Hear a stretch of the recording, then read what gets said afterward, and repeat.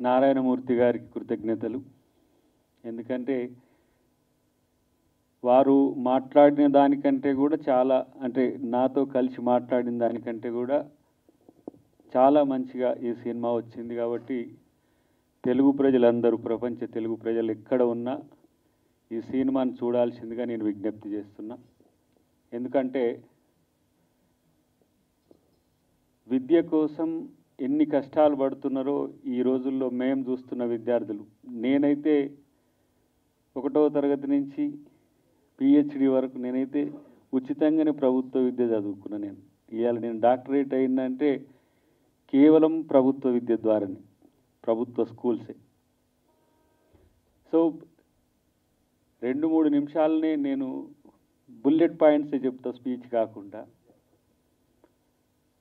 అసలు మనిషి బతకాలంటే 2 కావాలి. ఒకటేమో ప్రాణం, రెండేమో పని.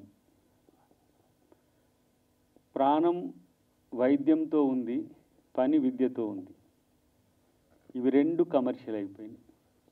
ఇక సామాన్య బతుకు అనేది ఎంత ఛిద్రంగా తయారైందో ఒక తాత్విక చింతనతో ఆలోచిస్తే చాలా సమస్య కనిపిస్తున్నది.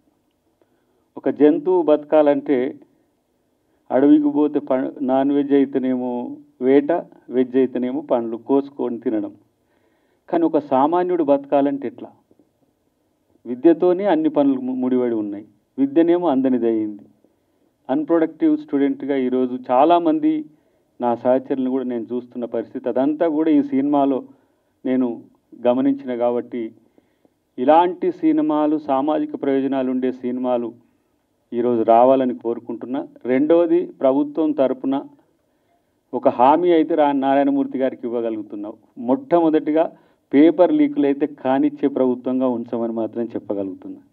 ఎందుకంటే పేపర్ లీకులు అనేది కేవలం ఎంతమంది జీవితాలతో చెలగాటమైందో గతంలో మనం చూసినాం. సరే, పార్టీలు ప్రభుత్వాల విషయం పక్కన పెడితే.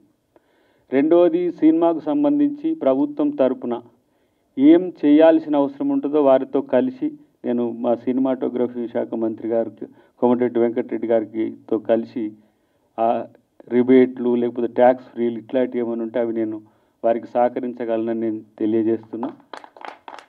మూడవది, నేను ఒక రాజకీయ నాయకుడిగానో ఎమ్మెల్సీగానో కాకుండా నేను ఒక ప్రజాసంఘం నాయకునిగా ఒక నిరుపేదలు లేదంటే మధ్యతరగతి, దిగువ మధ్యతరగతి విద్యార్థి వర్గం నుంచి నేను ఈ సినిమా ప్రమోషన్ కొరకు సంఘంతో పాటు నాకు తెలిసిన ప్రతి వ్యక్తికి దాన్ని ప్రచారం చేసే బాధ్యత, చూసే బాధ్యత కూడా నేను తీసుకుంటా అని చెప్పి నేను వారికి హామీ ఇస్తున్నా.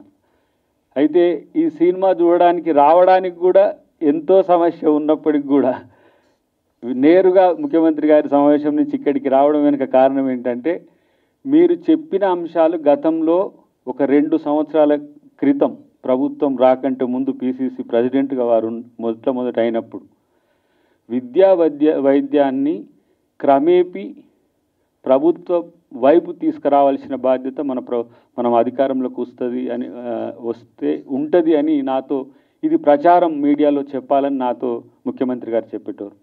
ఎందుకంటే దీనికి ఈ విద్యకు కులం లేదు, మతం లేదు, ప్రాంతం లేదు. అంటే ఎస్సీ, ఎస్టీ, ఓబీసీ, మైనారిటీ, మహిళ అనేది లేదు. విద్య అందరికీ అందాల్సిందే, అన్ని వర్గాల వారికి అందాల్సిందే. వైద్యం కూడా అదే పద్ధతిలో ఉన్నది. కాబట్టి ఈ ప్రైవేట్ పక్కన, ప్రభుత్వం పక్కన ప్రైవేట్ వచ్చింది. అది 1991 న్యూ ఎకనామిక్ పాలసీస్ అనుకోండి. ఆ రోజు అందరికీ విద్య అందాలనే ఉద్దేశంతో ప్రైవేట్ ప్రోత్సహించిన అది కార్పొరేట్ వరకు వచ్చింది.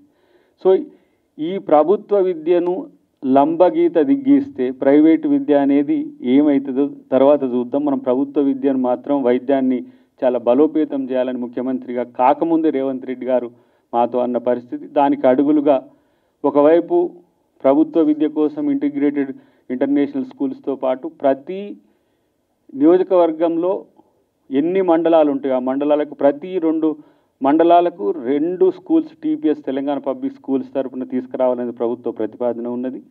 తర్వాత యంగ్ ఇండియా దాని పేరు మీద స్కిల్ డెవలప్మెంట్ యూనివర్సిటీ, స్కిల్ యూనివర్సిటీని కూడా ఏర్పాటు చేస్తున్నారు. అంటే విద్య వచ్చిన వాళ్ళకు మళ్ళీ ఉపాధి అవకాశాల సమస్య అవుతున్నది. అన్ని ప్రభుత్వ ఉద్యోగాలు ఉండట్లేవు. కాబట్టి మన వాళ్ళే దుబాయ్, మిగతా ప్రాంతాల్లో దాదాపు మనకున్న ప్రైవేట్ అంచనా 15 లక్షల పైచిలకు స్కిల్డ్ టాలెంటెడ్ యూత్ వేరే దేశాల్లో ఉంటున్నట్టుగా ఒక అంచనా ఉంది. వాళ్ళని ఇక్కడికి రప్పిస్తే ఒక్కసారి తెలంగాణ రూరల్ డెవలప్మెంట్ ఎట్లా ఉంటుందో ఒకసారి ఊహించవచ్చు. ఆ ప్రయోగం కూడా భవిష్యత్తులో ప్రభుత్వం చేయడానికి మా వంతు కృషి చేస్తామని చెప్పి. ఎందుకంటే ఈ సినిమాతో ఇన్స్పిరేషన్ ఏంటంటే చదువుకుంటే ఉద్యోగం లేదు, చదువుకోవడానికి ఇబ్బంది, చదువుకుంటే పేపర్ లీక్ అయితే సమస్య అవుతున్నది. కాబట్టి ఇట్లాంటివన్నీ కూడా చర్చించిన యూనివర్సిటీ సినిమా నేను అనుకుంటున్న ప్రపంచంలో రికార్డులు సృష్టించిన సినిమాల కంటే ఇది చాలా మంచి సినిమా. ఇది సమాజంకు ఉపయోగపడే సినిమా.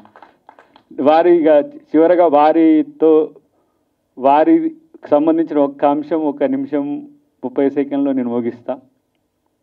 నేను హైదరాబాద్కు ఉద్యోగం వద్దు ఉద్యమం అని వచ్చిన క్రమంలో గద్దర్ గారిని కలిసినప్పుడు అది 2004-05 సంవత్సరంలో అడవి దివిటీలు సినిమా తీస్తున్న క్రమంలో ఉద్యోగం లేదు కాబట్టి ఎట్లా ఉద్యమం అంటున్నావు కాబట్టి నేను నారాయణమూర్తికి చెప్తా ఆ సినిమాలో ఒక పాత్ర ఏదో ట్రైబల్ పాత్ర ఉంటుంది చేయమని చెప్పి నన్ను సజెస్ట్ చేసిండు అన్న గద్దర్ అన్న.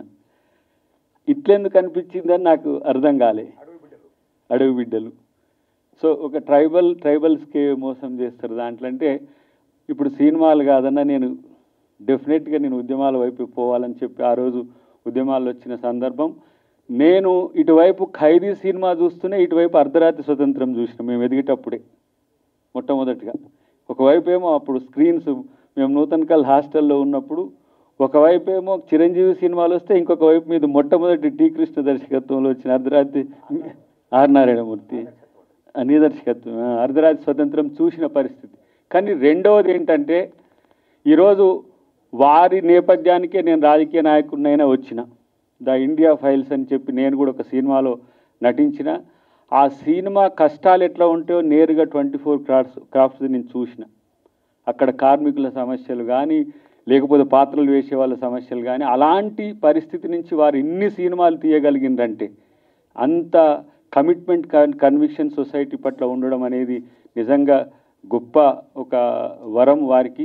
కాబట్టి వారి సినిమాను నేను ఏం చేయాలనేది వారి టర్మ్స్ డిక్టేట్ చేసినా కూడా వారి ప్రచార భాగంలో నేను ఉండడానికి నేను ప్రయత్నం చేస్తానని చెప్పి వారికి విజ్ఞప్తి చేస్తూ థ్యాంక్ యూ వెరీ మచ్ కాశీమాన.